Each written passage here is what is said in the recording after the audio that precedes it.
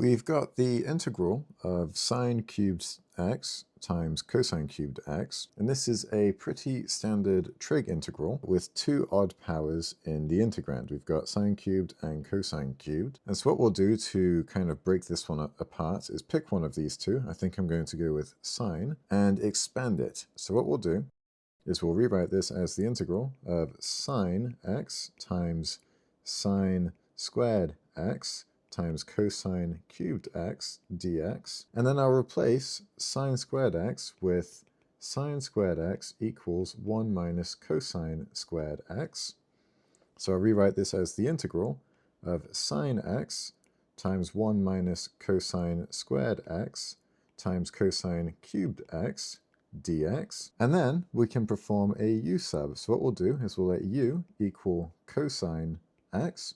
The derivative of u equals negative sine x, and then we can rewrite our integral as negative times, in parentheses, 1 minus u squared times u cubed du, and then we can distribute the u cubed, and we can say it's the negative integral of u cubed minus u to the 5th power du, and then we can execute the integral by saying it is negative now times u to the 4th power over 4 minus u to the 6th power over 6, close the brackets, and then at the end here, because we're dealing with an indefinite integral with no bounds, we must add a constant at the end. Now we can distribute this negative and say it is negative u to the 4th power over 4 plus u to the 6th power over 6 plus c. And then finally, we must replace u with our substitution of cosine x.